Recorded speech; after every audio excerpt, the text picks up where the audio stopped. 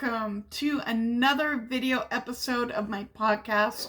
My name is Cheryl, and this is Cappuccino Crafts, my little channel on YouTube and my corner of the general interwebs, where I like to talk about crafts and books, and TV and movies I'm enjoying, and other life and chatty things that I want to share with you. Recently, the crafts have not been happening. I hope to get back to some knitting soon. I've been thinking about socks. A friend of mine is doing some really fun socks, and I've been thinking that I want to cast some on. I hope that the crafting picks up soon.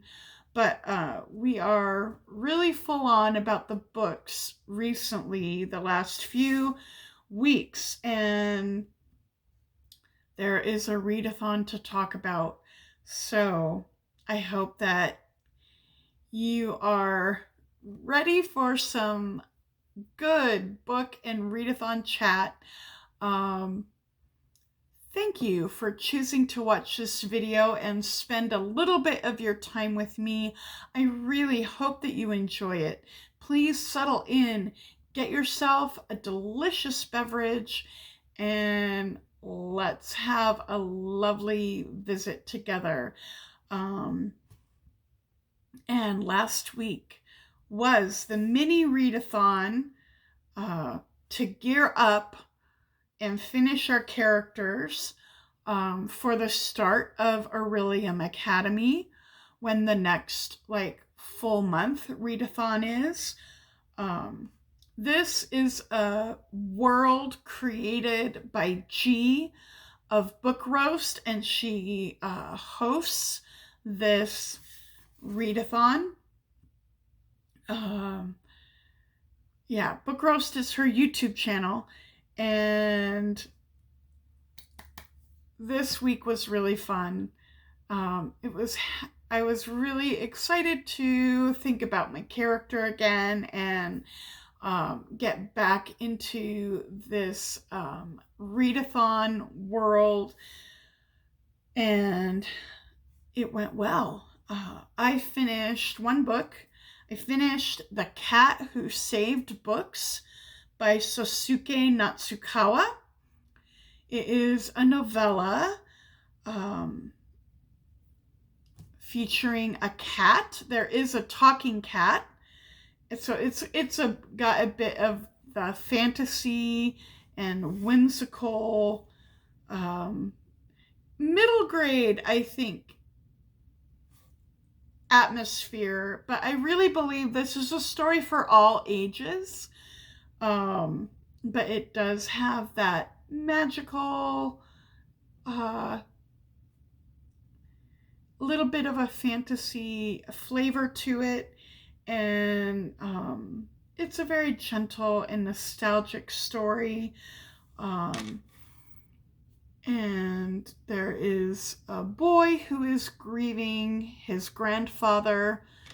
He inherited his grandfather's bookstore, and a talking cat appears and says, "I need you to help me rescue these books." And yeah, it is, I really, really enjoyed it. And I think it dealt with grief in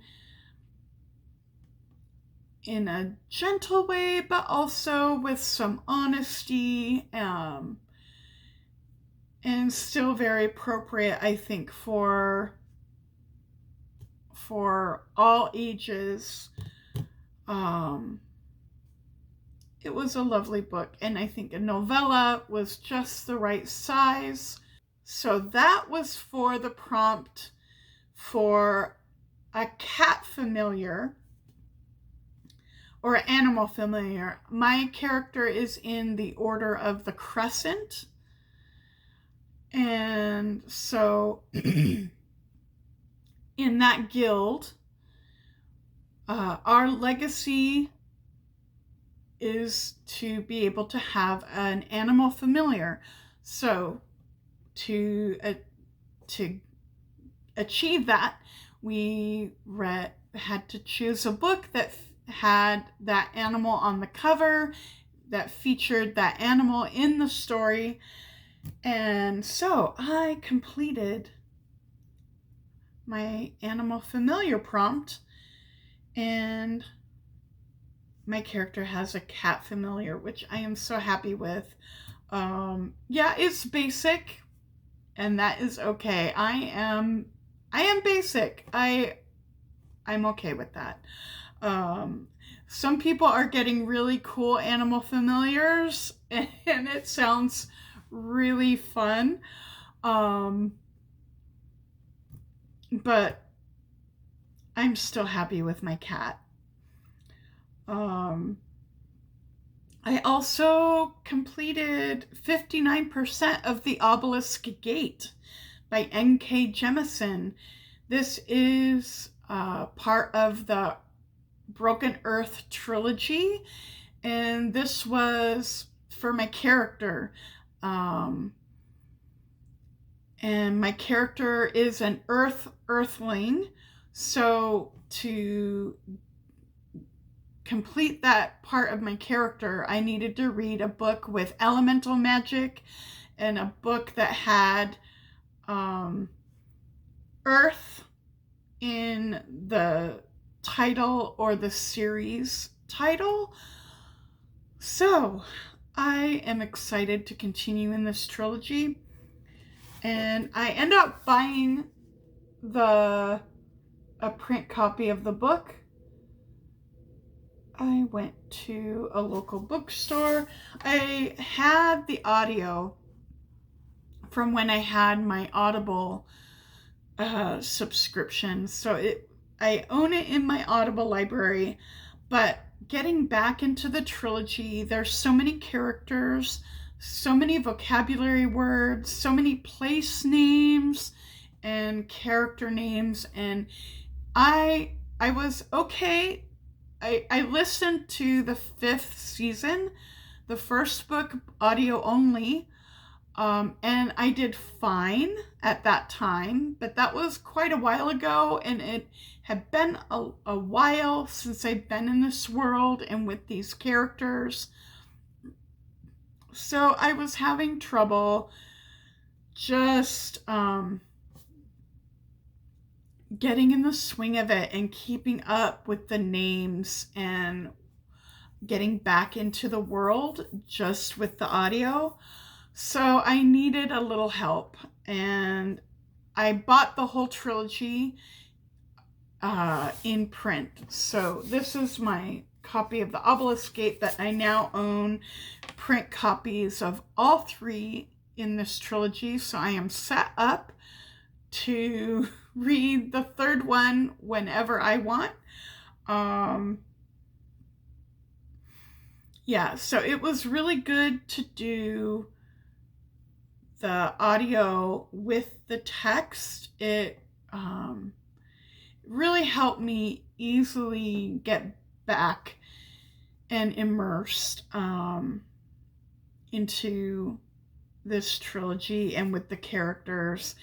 And I am really enjoying it and loving it. It's going places I did not really expect, but I love that about it. And yeah, it's going really, really well. I'm loving it.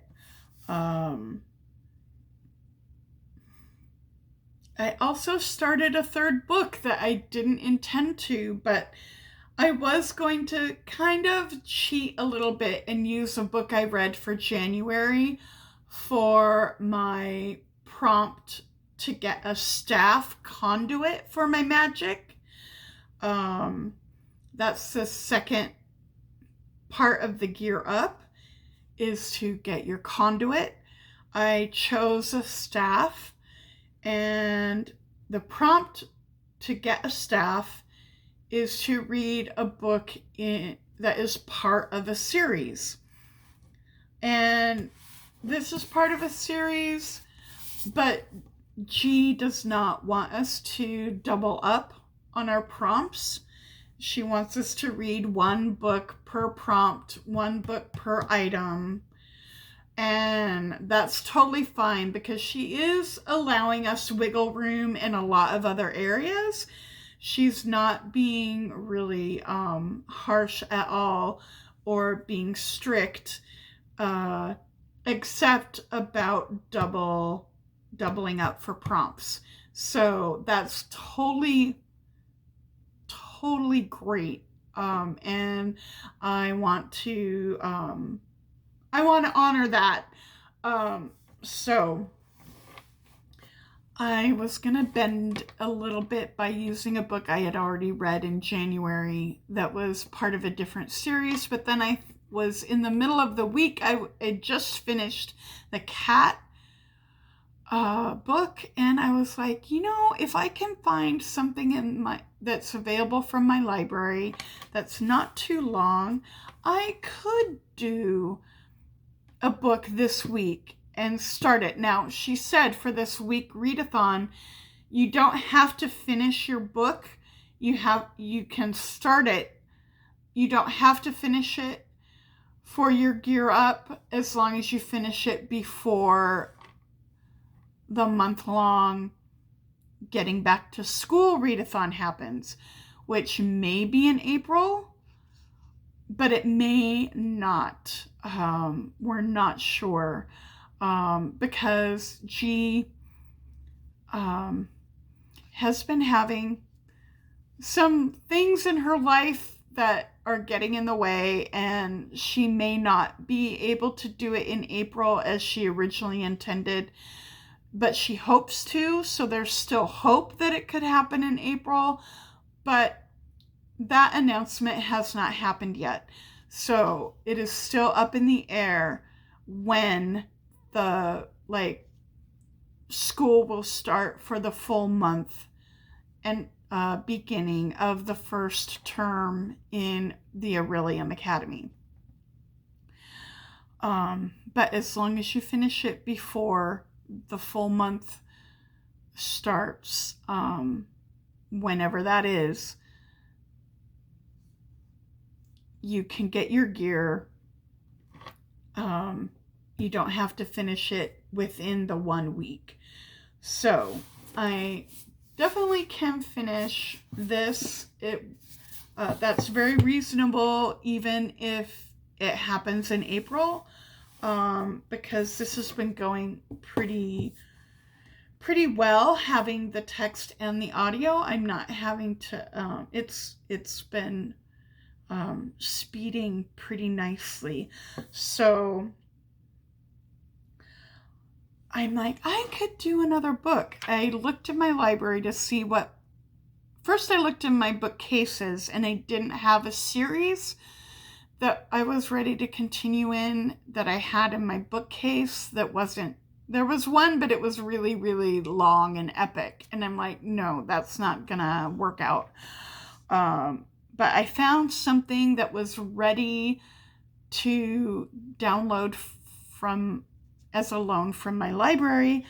I got Castle in the Air by Diana Wynne Jones, which is a middle grade series. It's the second book in the Howl's Moving Castle series.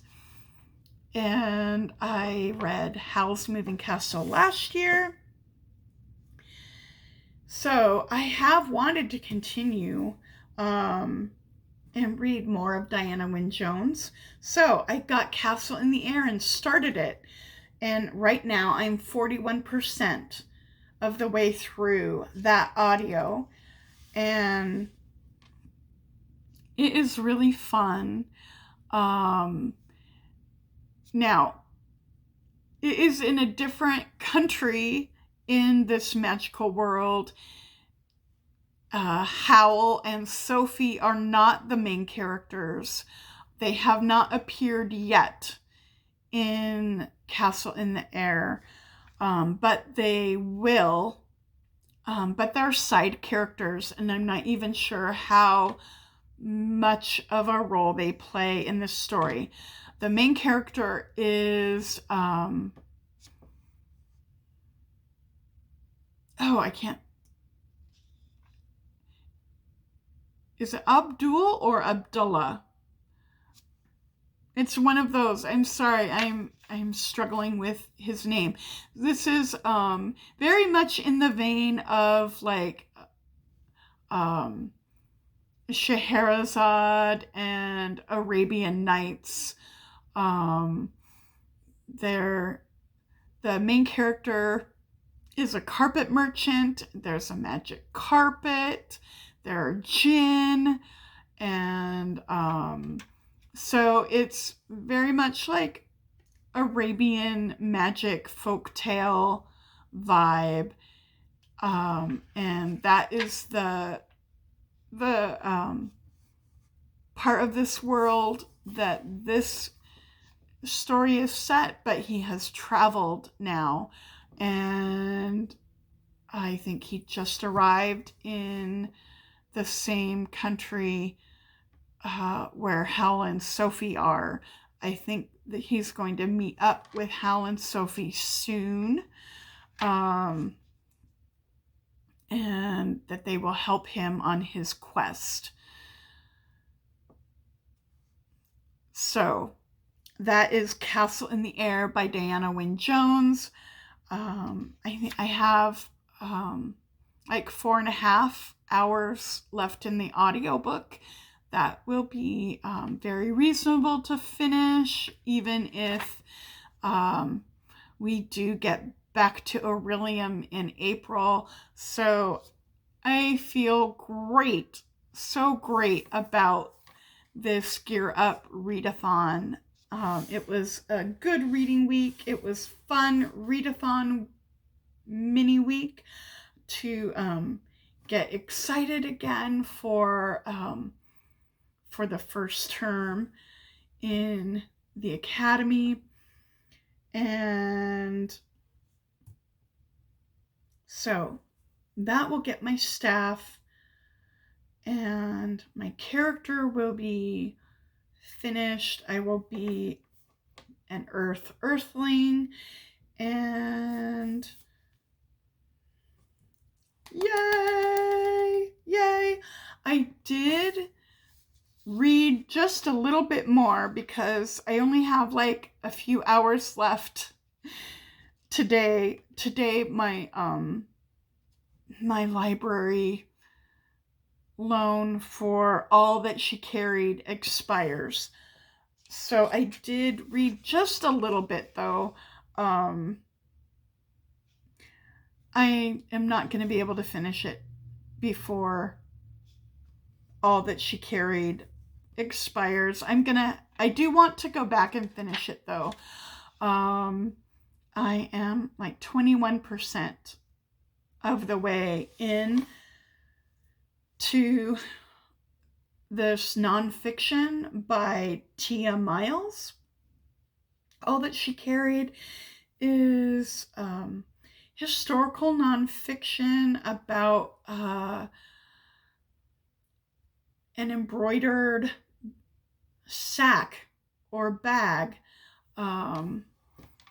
that is right now on loan to the Smithsonian in one of the Smithsonian museums.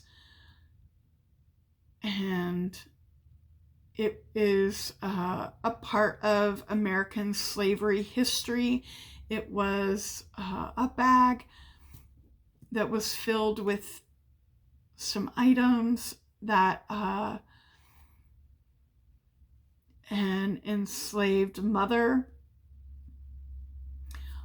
put things in the bag to give to her daughter when her daughter was being sold away from her, and they were separated. And that is a very common thing, a very common tragedy, one of the many, many, many tragedies that happened in slavery. And then a couple of generations later, the great great granddaughter embroidered her ancestors' names on the bag and told their story. She embroidered what items were given in the bag to help her daughter survive, and to show her daughter that she still loved her and her love would always be with her. It is heartbreaking and inspiring, this book. And we really can't know the story because all of that, the details of these people's lives were erased. They were not recorded. And they were erased. But through historical research and some records that did get kept, like lists of names in wills and property inventories where people were a part of the property, as sick as that is, but they were listed among the property. So with other records and then details that we can know from other memoirs that were written by people who survived slavery, we can put together some possible pieces and trace,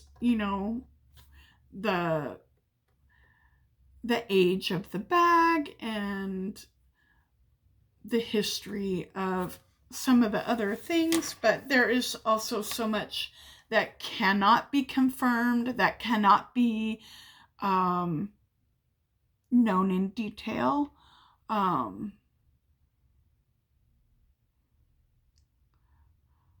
But we can, but she does write some things that we can maybe make some inferences about or imagine some things that are likely or possible. And she does not claim that those suppositions or those likely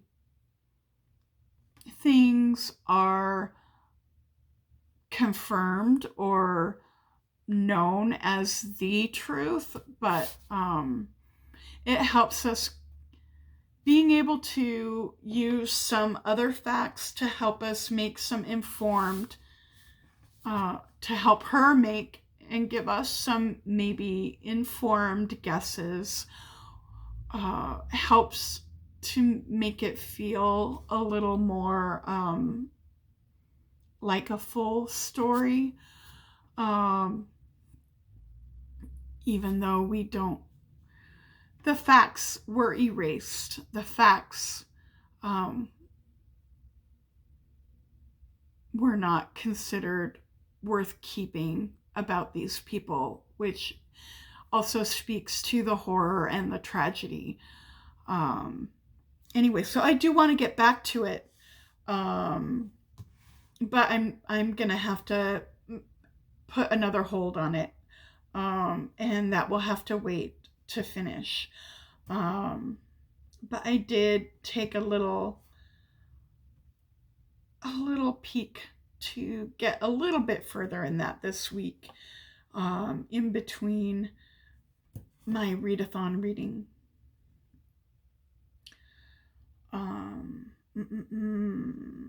So that was my week of reading. This is Monday afternoon now, and I realized that this morning I didn't mention anything about the banned book reading project that some of you have expressed interest in doing together. And so far, I haven't gotten any feedback about any specific books that people are interested in, or how they would like to do this, whether it's one book we all read together, or whether it maybe would go on for a longer time and people can read as many books as they want, and whether we want to just read, everybody read different books, whatever you're interested in. Um, all of that is fine. And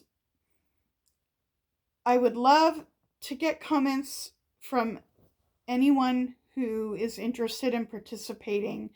Um, I will put the link again to that list of 50 books from the Texas list. The Texas list is longer than 50, but that article focuses on 50 books that they chose from that list. If you want to use a different banned book list, if you want to use a list of books that are banned in a different country, it can be whatever banned book list you want to use, um, from wherever. Um, but just the point is reading banned books. Um, so I would love to hear from anybody who wants to participate so that we can start organizing it and I can start putting together something so that we know what we're doing. And thank you so much. I'm really glad that other people are interested in doing this, and I really look forward to doing this project. And I hope that you are doing all right. We have had our first official day of spring. I hope that in the Northern Hemisphere, I hope that wherever you are and whatever season it is, where you are, I hope that you are well, and I hope that your reading and your creative life is continuing and that you are enjoying your reading or any creative projects that you have in progress. And see you in the next video. Bye for now.